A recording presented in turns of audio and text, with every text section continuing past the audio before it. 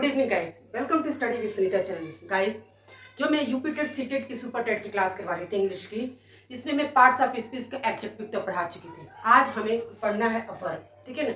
Class तो late हो चुका था क्योंकि किसी कारणवश, लेकिन अब मैं लेट नहीं होगा। तो आज में हम पढ़ते हैं वर्ब की, ठीक है ना। तो सबसे पहले हम समझते हैं वर्ब क्या होता है, ठीक है। आप हमेशा से पढ़ते आए होंगे कि वर्ब क्या होता है, क्रिया, ठीक है। वर्ब क्या होता है, क्रिया, जिसको डूइंग वर्ड्स भी कहते हैं, ठीक है, जो डूइंग वर्ड्स भी होता है। डेफिनेशन से समझते हैं कि देखिए, a verb is a word which denotes an action, state और पोजीशन, ठीक है। वर्ब वो है, ठीक है, वो शब्द है कि वर्ड है जिससे किसी कार्य के होने, अधिकार या अवस्था का बोध होता है। यानी कि वर्ब वो शब्द है, वो वर्ड है जो किसी कार्य के होने, अधिकार या अवस्था का बोध होता है, वही वर्ड जो होता है वर्ब होता है। एग्जाम्पल से समझते हैं। इसमें क्या दिए, कार्य के होने, अधिकार या अवस्था का बोध, ठीक है ना। तो इन्हीं तीनों को मैं आपको एक एक चीज करके ऐसे बताऊंगी। देखिए, एग्जाम में जो क्वेश्चन आता है सिंपल सा आता है, कौन सा हेल्पिंग वर्ब है, कौन सा मतलब एक्सिलरी वर्ब है, मेन वर्ब कौन सा है, ठीक है ना। इस तरह से क्वेश्चन पूछ देता है, उस सेंटेंस में ऐसे करके दे देता है कि कौन सा इसमें हेल्पिंग वर्ब है, कौन सा आपका मेन वर्ब है। इस तरह से क्वेश्चन देता है। वो तो आपको जब मैं बताऊंगी तो वो आपको क्लियर हो ही जाएगा, समझ में आ जाएगा। लेकिन मैं आपको कुछ इसलिए डीप में बता रही हूँ ताकि आप हमेशा कभी भी वर्ब का चैप्टर हो, कभी आप भूलेंगे नहीं, ठीक है ना। इसलिए उस तरीके से भी पढ़ाई, एग्जाम से भी और ऐसे भी आपके बहुत बेनिफिट्स है, ठीक है। देखिए, वर्ब डिनोटिंग वर्ड्स एक्शन, यानी कि कार्यकलाप बोधक क्रियाएं, यानी कि जो कार्यकलाप बोधक क्रियाएं का मतलब जो कार्य करने वाली जो क्रियाएं होती हैं उसी को हम क्या कहते हैं, कार्यकलाप बोधक क्रियाएं। जैसे देखिए एग्जाम्पल, डिनोटिंग एक्शन मतलब जो कार्य कर रहा है, ठीक है ना। कार्य करने वाली जो क्रिया होगी वही क्या हो जाएगी, डिनोटिंग एक्शन। जैसे डूइंग वर्ड्स भी, ठीक है, काम करना, डूइंग वर्ड्स। जैसे देखिए, द हॉर्स रन्स, यानी कि घोड़ा दौड़ता है, ठीक है ना। घोड़ा दौड़ता है तो क्या है, ये कार्य हो रहा है ना, कार्यकलाप की क्रिया है क्या, रन्स। ये जो क्रिया है ये कार्यकलाप की क्रिया है। यानी कि आपके जो डिफिनेशन में है कि कार्य होने का, यहाँ जो कार्य हो रहा है क्या, वो दौड़ने का, ठीक है ना।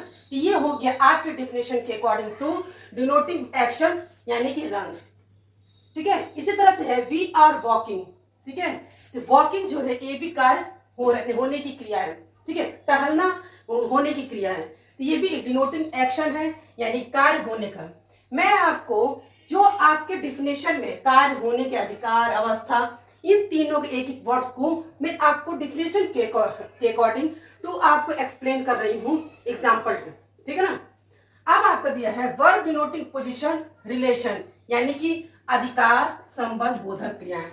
कि अधिकार क्या होता है, संबंध, बोधक क्या, ये आपका वर्ब में आता है आपकी जो है डिफिनेशन में। केवल वर्ब या एक्शन वर्ड्स नहीं हो सकता है, क्या क्या होता है ये समझ लें। केवल एक्शन वर्ड, खाना पीना करना, ये सिर्फ केवल नहीं होता। ये आपके वर्ब में किस किस तरह के वर्ड्स होते हैं वो भी आपको समझना जरूरी है। जैसे देखिए, पोजीशन रिलेशन, यानी कि अधिकार और संबंध बोधक क्रियाएं कौन कौन सी होती है। देखिए, आई हैव ए कंप्यूटर, ठीक है ना, ये अब क्या है, अधिकार है, ठीक है। तो संबंध क्या है, कंप्यूटर, आपके पास कंप्यूटर है, एक संबंध बता रहा है कि आपके पास एक कंप्यूटर है, ये संबंध बोधक क्रियाएं। यहाँ पे किंग धृतराष्ट्र, ठीक है ना, हैड 3 क्वींस, धृतराष्ट्र के पास 3 रानियां थी, ठीक है। तो धृतराष्ट्र की जो 3 रानियां थी, ये इनकी और इनकी का एक संबंध बता रहा है, ठीक है ना।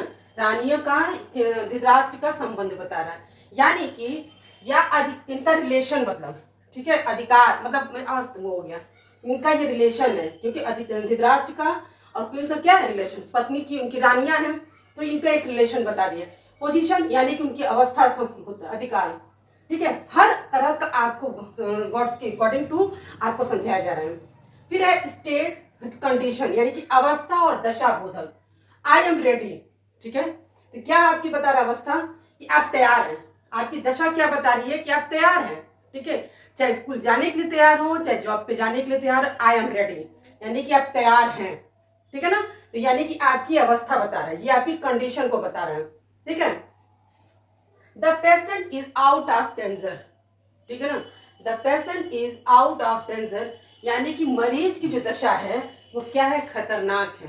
तो यहाँ पे भी क्या हो जाएगी, ये आपकी अवस्था जो बता रहा है, तैयार होने की अवस्था बता रहा है, और ये आपकी दशा बता रहा है कि उसकी दशा जो वो खतरनाक है।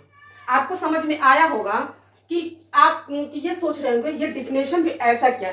आपको डिफिनेशन में इसलिए एक एक चीज करके मैं बता रही हूँ कि केवल ये समझ लेना कि केवल डूइंग वर्ड्स होता है, इज एम आर होता है, तो कहाँ कैसे क्या होता है, मतलब वर्ब में क्या क्या आ सकता है। वर्ब में कार्य होना भी वर्ब है, ठीक है, अधिकार भी जहाँ पे वर्ब होगा, फिर अवस्था भी, ठीक है, दशा भी, ये सब वर्ब में आता है। लेकिन कौन सा कहाँ पे कैसे इस्तेमाल करना ये आपको सीखना है, ठीक है। तो ये हो गया आपका आया, the patient is out of danger, ये दशा बता रहा है कि उसकी दशा जो है खतरनाक है। अब नेक्स्ट है काइंड्स ऑफ वर्ब, ठीक है ना। अब हमको क्या पढ़ना है, काइंड्स ऑफ वर्ब, यानी कि वर्ब के प्रकार, ठीक है। तो वर्ब के प्रकार देखिए क्या होता है, मेन वर्ब, प्रिंसिपल, ऑर्डरली या फुल वर्ब, यानी ये मुख्य क्रिया है। देखिए हमको मेन वर्ब जिसको हम कहते हैं उसी को हम प्रिंसिपल वर्ब भी कहते हैं, उसी को ऑर्डरली वर्ब भी कहते हैं, उसी को फुल वर्ब भी कहते हैं। क्वेश्चंस इस तरह से भी दे देता है कि आपको सेंटेंस दे दिया, अगर इसमें से पूछ दिया कि प्रिंसिपल वर्ब कौन सा है, तो आपको जब ये नहीं पता रहेगा कि मेन वर्ब को प्रिंसिपल वर्ब कहते हैं, उसी को ऑर्डरली वर्ब कहते हैं और उसी को हम फुल वर्ब कहते हैं, तो आप कैसे टिक करेंगे। ये आपको पता होना बहुत जरूरी है कि main verb, principal verb, orderly verb, full verb एक ही होता है, उसी को हम कहते हैं मुख्य क्रिया। मैं एक एक चीज आपको बहुत डीपली से बता रही हूँ, क्वेश्चन कहीं भी किसी भी तरीके से आपको पूछेगा और आप कर सकते हैं, ठीक है। वैसे तो इतना डीप नहीं है पूछता है क्वेश्चन, मान लीजिए और, लेकिन आपको कैसे क्वेश्चन बन सकता है मैं भी इस तरह से बता दे रही हूँ। जैसे मैंने बताया कि अगर कोई सेंटेंस दे दिया और उसमें से पूछ दिया कि ऑर्डरली वर्ब कौन सा है, अगर उस सेंटेंस में, ठीक है, मान लीजिए आपको बोल दिया कि वह खाना खाता है ना,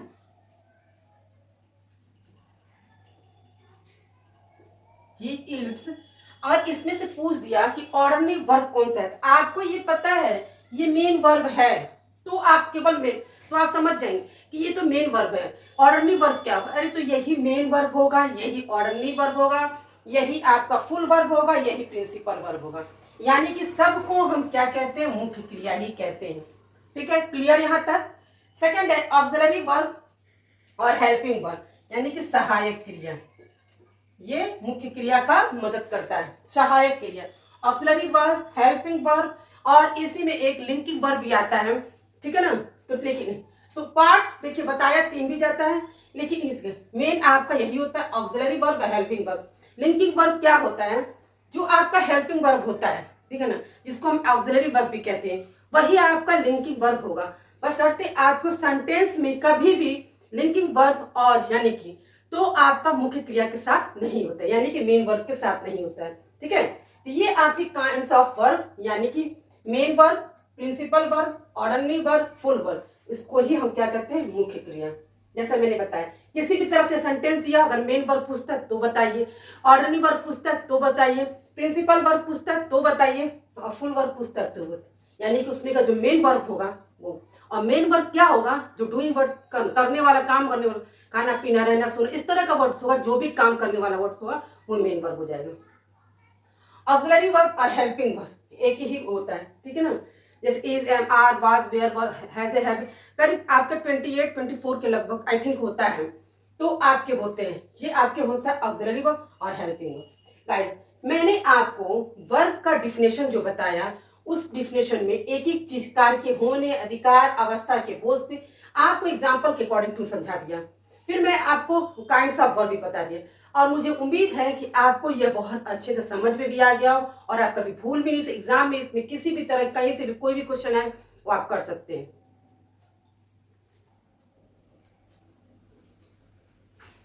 चलिए गाइस आगे पढ़ते हैं। हम लोगों ने क्या पढ़ा था कि वर्ब के टू टाइप्स होते हैं, ठीक है, मेन वर्ब जिसको ऑर्डरली वर्ब भी कहते हैं और क्या करते हैं, फुल वर्ब भी कहते हैं, ठीक है ना, प्रिंसिपल वर्ब भी कहते हैं, और उसके बाद ऑक्सिलरी वर्ब आपने पढ़ा जिसको क्या कहते हैं, हेल्पिंग वर्ब भी कहते हैं। अब आगे देखिए, मैं आपको ऐसा बताऊंगी एक एक चीज करके कि आप ना कभी भूल सकते हैं कि मेन वर्ब क्या होता है, ऑर्डरली वर्ब क्या होता है, ऑक्सिलरी वर्ब क्या होता है, कभी ना भूलेंगे। क्वेश्चन जहां से भी देगा, जैसे भी देगा, आप कर सकते हैं। बस आपको ध्यान से वीडियो को देखना होगा, पढ़ना होगा, समझना होगा। एक बार आपने वीडियो को अच्छे से देख लिया, आप कभी भी ये कुछ भूल नहीं सकते कि क्या चीज। ठीक है, चलिए। अब था 2 टाइप्स मैंने बताया। पहला है मेन वर्ब, इस जिसको आपने मैंने बताया ऑर्डरली वर्ब भी कहते हैं, फुल वर्ब भी कहते हैं और प्रिंसिपल वर्ब भी कहते हैं। क्वेश्चन में कोई भी सेंटेंस, जैसे देखिए, अगर इसमें से ये they can do this work, अगर इसमें से क्वेश्चन, अगर इस तरह कोई सेंटेंस आपको दे दिया, अगर पूछ दिया कि इसमें से आप बताइए कि प्रिंसिपल वर्ब कौन सा है, तो आपको अगर ये नहीं पता होगा कि मेन वर्ब को ही प्रिंसिपल वर्ब कहते हैं, तो आप कंफ्यूज हो जाएंगे। जब आपको ये पता रहेगा तो आप फटाक से बता सकते हैं कि डू होगा। ठीक है ना। तो उसी तरह से देखिए, अब ये वाक्य में जो भी सेंटेंस होता है ये मुख्य काम करता है, मेन वर्ब का काम करता है। ठीक है ना, काम जो है, क्रिया जो इसकी जो होती है मुख्य काम करता है। जैसे एग्जांपल समझते हैं, राम रीड्स ए बुक। ठीक है ना, राम रीड्स ए बुक, इसमें से अगर पूछा जाए कि आप बताइए मेन वर्ब कौन सा है, अगर आपसे पूछ दिया तो प्रिंसिपल वर्ब कौन सा है, ऑर्डरली वर्ब कौन सा है या फुल वर्ब कौन सा है, तो सबका मतलब एक ही है, क्या, मेन वर्ब। ठीक है, चाहे वो कुछ भी किसी भी तरीके से क्वेश्चन पूछ जाए, बस आप समझ जाइए कि मेन वर्ब को ही कहते हैं। अब इस सेंटेंस से पूछ रहा है राम रीड्स ए बुक, इसमें मेन वर्ब कौन सा है, तो रीड्स जो है आपका मेन वर्ब हो गया। ठीक है, इसके अलावा कोई वर्ब भी नहीं है, यही एक वर्ब है। ठीक है, अब वर्ब तो आप समझ गए होंगे कि क्या होता है वर्ब। ठीक है, काम होना, क्रिया होना, तो यहाँ कौन सी क्रिया हो रही है, पढ़ना। क्या पढ़ना, बुक पढ़ना। क्लियर, आगे बढ़ते हैं। They can do this work, ये आपका रीड्स इसमें हो गया मेन वर्ब। ठीक है ना। अब इसमें आता है they can do this work, इसमें अगर पूछता है कि इसमें वर्ब कौन सा है, तो यह बुक पढ़ सकते हैं, वे यह बुक पढ़ सकते हैं, तो कौन सा इसमें है, डू। ठीक है, इसमें मेन वर्ब कौन सा हो गया, डू। फुल वर्ब कौन सा हो गया, डू। ऑर्डरली वर्ब कौन सा हो गया, डू। ठीक है, अब आता है यू विल गो। ठीक है ना, अब इसमें से पूछ दिया कि इसमें से प्रिंसिपल वर्ब कौन सा है, तो आप बता सकते हैं इसमें तो एक ही तो वर्ब है, गो। एक ही तो काम हो रहा है जाने का, वो तुम जाओगे। ठीक है ना, तो कौन सा, गो। क्लियर, समझ में आ गया। ठीक है ना, आगे बढ़ते हैं। Auxiliary verb. ठीक है, ये क्या होता है, वह वर्ब जो मेन वर्ब को टेंस, वॉइस, मूड इत्यादि बनाने में सहायता करे। इसका मतलब ऑक्सिलरी का मतलब यानी कि हेल्पिंग का मतलब या लिंकिंग का मतलब ये सहायता करना होता है। ये मेन वर्ब को क्या करता है, सहायता करता है, मदद करता है। तो मदद करने को ही हम क्या कहते हैं, ऑक्सिलरी वर्ब या हेल्पिंग वर्ब। हेल्पिंग का मतलब ही हो गया सहायता करना, इसी को हम ऑक्सिलरी वर्ब या हेल्पिंग वर्ब कहते हैं। चलिए, अब इसमें बताना है Ram is reading a book. ठीक है ना, इसमें आपको ये बताना है कि Ram is reading a book में कौन सा ऑक्सिलरी वर्ब है या हेल्पिंग वर्ब। इसमें आप बताएंगे इज जो है आपका ऑक्सिलरी वर्ब है। क्यों, रीडिंग जो है ये आपका मेन वर्ब हो गया। ठीक है, तो इसकी ये सहायता क्या कर रहा, पढ़ रहा है। ठीक है ना, जो पढ़ रहा है तो ये क्या है, जो बुक पढ़ रहा है, तो ये जो है इसकी है, जो इसकी मदद कर रहा है, ये इज हो गया। इज हो गया आपका ऑक्सिलरी वर्ब। ठीक है, उसके बाद दे हैव ईटेन, तो ईटेन जो हो गया आपका ये मेन वर्ब हो गया। हैव जो हो गया आप क्या हो गया, ऑक्सिलरी वर्ब। ठीक है ना, यू शुड हेल्प मी। ठीक है ना, तो हेल्प क्या हो गया, ये आपका मेन वर्ब हो गया। शुड हो गया आपका ऑक्सिलरी वर्ब। आप कंफ्यूज नहीं होइएगा कि मेन वर्ब क्या होता है और ऑक्सिलरी वर्ब क्या होता है। ठीक है, जितनी भी आपके मॉडल्स वर्ब होते हैं, जितने भी आपके हेल्पिंग वर्ब्स जो भी होते हैं, वो सारे ऑक्सिलरी वर्ब हैं। अब कौन कौन सा होता है ये आप जान जाइएगा, तो कभी आप ना हेल्पिंग वर्ब और या ऑक्सिलरी वर्ब या मेन वर्ब में कभी confuse. Main verb doing verbs, यानी कि जो काम हो रहा है, जैसा कि मैंने अभी प्रीवियस में आपको बताया जो डेफिनेशन के अकॉर्डिंग। ठीक है, जो काम किया जा रहा है वो तो अब यहाँ काम हो रहा है, क्या पढ़ने की पढ़ रहा है, तो ये क्या हो जाएगा, मेन वर्ब हो गया। ठीक है, इसकी सहायता इस कर रहा है। ठीक है, ये हो गया। अब इसकी संख्या होती है 24, जैसा कि मैंने बताया था, कंफ्यूज में होके मैं 28 नहीं 28 ना कि 24 होता है। ठीक है, कौन कौन सा ऑक्सिलरी वर्ब होता है, देखिए एम, इज, आर। ठीक है, देखिए प्रेजेंट टेंस में जिसको हम लोग बोलते हैं इज, एम, आर, मैंने लिख दिया एम, तो ठीक है आप यही समझ लीजिए। Is, am, are, was, were, do, does, did, have, has, had, ought, should, must, can, could, may, might, shall, will, would, need, dare, used to। यानी कि यहाँ से आपका ought, should, must, can, could, may, might, shall, will, need, dare, used to, ये सब के models verb है। और मॉडल्स वर्ब भी आपके क्या हो गया, हेल्पिंग वर्ब में आ गया। ठीक है ना, ये आपके 24 हैं। ये सारे आपके ऑक्सिलरी वर्ब हैं। ये आपके मेन वर्ब की सहायता करता है।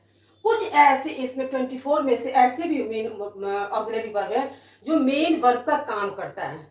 अब आप ये कंफ्यूज जाएंगे, अरे बाबा ये कैसे हो सकता है, ऑक्सिलरी वर्ब मेन वर्ब का काम कैसे करता है। ये थोड़ा सा कंफ्यूजन है, आपको समझ लीजिए। एग्जाम्पल के अकॉर्डिंग समझ लेंगे, आपको समझ में आ जाएगा। ही इज टीचर, वट अध्यापक है।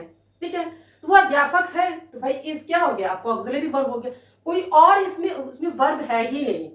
ठीक है, टीचर नाउन हो गया, कॉमन नाउन हो गया, इसमें कोई और वर्ब है ही नहीं।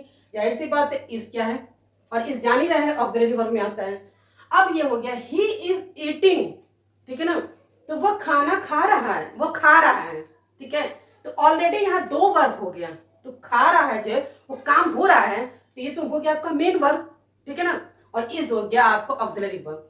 यानी कि अगर इस तरह से भी एग्जाम में क्वेश्चन पूछता है, बहुत कंफ्यूजन होती है, नहीं बच्चे समझ पाते हैं। अगर आपको ही मान लीजिए इसके जब कोई भी सेंटेंस हो, मैं आपको इसके अकॉर्डिंग समझा रही हूँ, ही इज टीचर पूछ दिया, इसमें से मेन वर्ब है कि नहीं है, तो आप तो ये सोचेंगे यार इस तो क्या है, इस तो ऑक्सिलरी वर्ब है, इसमें मेन वर्ब कहाँ है। तो आपको ये पता होना चाहिए कि मेन वर्ब और ऑक्सिलरी वर्ब में क्या डिफरेंस है। यहाँ मेन वर्ब खाना पीना जो भी काम हो रहा है वो तो होगा ही, बट यहाँ पे वर्ब तो एक ही है ना। हा? तो वहां ये क्या शो कर रहा है कि वो टीचर है, यानी कि यहाँ ये मेन वर्ब का काम कर रहा है। नीचे आपका देखिए ही इज ईटिंग, यहाँ टू दो वर्ब हो गया, जो खा रहा है ये तो मेन काम कर रहा है, खाने का काम कर रहा है और सहायता जो कर रहा है इज। चलिए गाइस, अब आपको बस एक चीज और आपको बताना है, क्या कि आपके मेन वर्ब को दो भागों में बांटा गया है। ठीक है, यानी कि प्रिंसिपल वर्ब को दो भागों में, ऑर्डरली वर्ब को दो भागों में।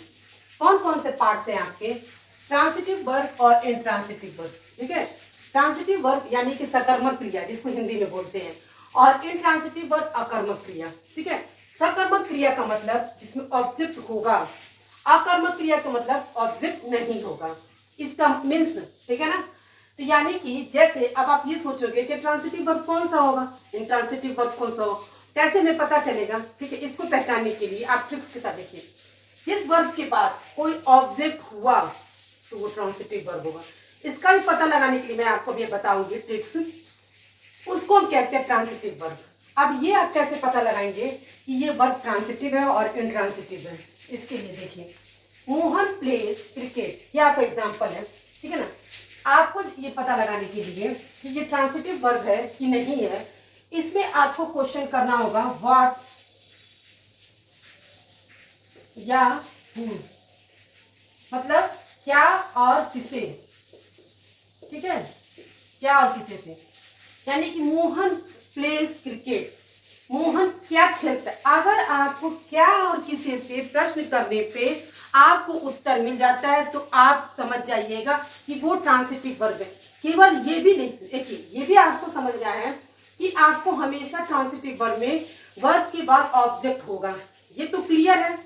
तो ये भी समझ, इस तरह से भी समझ सकते। और एक टिप्स एंड ट्रिक्स के साथ आपको ये है कि आपको पहचानने के लिए आप क्वेश्चन करेंगे क्या और किसे से। अगर क्या और किसे का से आपको उत्तर मिल जाता है तो आप ये समझ जाइएगा कि ये ट्रांसिटिव वर्ब है। जैसे देखिए, मोहन प्लेज क्रिकेट। ठीक है, मोहन क्या खेलता है, क्रिकेट खेलता है, यानी कि आपका ये क्या हो गया, ट्रांसिटिव वर्ब हो गया। और ऐसे भी समझ सकते हैं कि प्लेस के बाद क्रिकेट ऑब्जेक्ट है तो ट्रांसिटिव वर्ब हो गया, और क्या से प्रश्न करने पे हमें उत्तर मिल जा रहा है इसलिए ट्रांसिटिव वर्ब हो गया। क्लियर। ही इट्स ब्रेड, वह खाता है, क्या खाता है, ब्रेड खाता है, तो यहाँ भी उत्तर मिल जा रहा है क्या करने से। तो क्या और किसे से प्रश्न करने पे जब उत्तर मिल जाता है तो समझ लीजिएगा आपका कि ट्रांसिटिव वर्ब है। कहाँ से कभी नहीं, कभी भी कहाँ से प्रश्न करके नहीं करना है, केवल क्या और किसे, बस दो ही वर्ड है, व्हाट और उससे केवल दो वर्ड है। ठीक है ना, दे सिंग अ सॉन्ग। ठीक है ना, वो गाता है, क्या गाता है, गाना गाता है।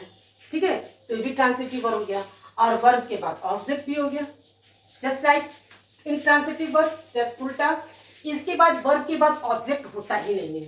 ठीक है ना, इसमें भी प्रश्न पूछ के देख लेते हैं। जिस वर्ब के बाद ऑब्जेक्ट का प्रयोग ना हो इंट्रांसिटिव वर्ब, जाहिर सी बात है इसके अपोजिट होगा एकदम। सकर्मक में ऑब्जेक्ट होता है और अकर्मक में ऑब्जेक्ट नहीं होता है। जैसे देखिए राम गोज टू मार्केट, ठीक है, राम गोज टू मार्केट, क्या जाता है, क्या मतलब इस प्रश्न का, किसे जाता है, क्या मतलब है, यानी कि कोई उत्तर मिलता नहीं है, जाहिर सी बात है ये इंट्रांसिटिव वर्ब हो गया, ठीक है ना। मार्केट ये आपका ऑब्जेक्ट हुआ नहीं। मोहन लॉक्स, इस वर्ब के बाद कोई ऑब्जेक्ट नहीं है, इस वैसे ही समझ में आ जाएगा इंट्रांसिटिव वर्ब, लेकिन फिर भी क्वेश्चन करके देख लेते हैं। मोहन क्या करता है, ठीक है ना, ठीक है, क्या क्या मतलब इसका, कुछ क्वेश्चन से कुछ आंसर निकल रहा है, नहीं, तो आंसर नहीं निकल रहा है तो भाई आपका हो गया इंट्रांसिटिव वर्ब। अगर आंसर निकल जाता तो ट्रांसिटिव वर्ब हो जाता, ठीक है ना। माय फादर इज, क्या खाते हैं, ठीक है, अब इससे तो आंसर कुछ पता ही नहीं चल रहा क्या खाते हैं, ठीक है, जब आंसर नहीं पता चल रहा तो इंट्रांसिटिव हो गया। और वैसे भी इस वर्ब के बाद कोई ऑब्जेक्ट नहीं है तो इंट्रांसिटिव हो गया। सीधा साधा आपको मोटा मोटा ये समझ लेना है कि मेन, जब अगर इस तरह से क्वेश्चन को पूछ दिया कि मेन वर्ब के कौन से पार्ट्स होते हैं और ऑप्शन में दे दिया तो ट्रांसिटिव इंट्रांसिटिव तो होता है, या फिर घुमा फिरा कर जिस तरह से भी क्वेश्चन दे देगा तो आप ये समझे मेन वर्ब के 2 पार्ट्स होते हैं, ट्रांसिटिव और इंट्रांसिटिव, ठीक है ना। ट्रांसिटिव वर्ब को पहचानने के लिए वर्ब के बाद हमेशा एक ऑब्जेक्ट होता है, ठीक है ना। उसमें अगर आपको फिर भी क्लियर नहीं होता है तो आप क्या और किसी से क्वेश्चन करिएगा, उसका अगर आंसर मिलता है तो आपका ये क्या हो जाएगा, ट्रांसिटिव वर्ब हो जाएगा। और इंट्रांसिटिव में वर्ब के बाद कोई ऑब्जेक्ट नहीं होता है, ठीक है ना, वर्ब के बाद कोई ऑब्जेक्ट नहीं होता है तो इंट्रांसिटिव, और इसमें आंसर आपको नहीं मिलेगा। जैसा कि मैंने आपको बताया गाइस, मैंने आपको वर्ब को डिफिनेशन, टाइप्स और एक एक चीज मैंने बहुत अच्छे समझा दिया। किसी भी एग्जाम के लिए, यूपी टेट, सी टेट या सुपर टेट के अलावा किसी भी एग्जाम के लिए इस चैप्टर बहुत ही महत्वपूर्ण था और मैंने ऐसे बताया है कि किसी भी एग्जाम के लिए आप तैयार हैं, ठीक है। वीडियो को पूरा देख के पूरा अच्छा समझिए और पढ़िए, आपको बहुत ही फायदा होगा। मिलते हैं नेक्स्ट वीडियो।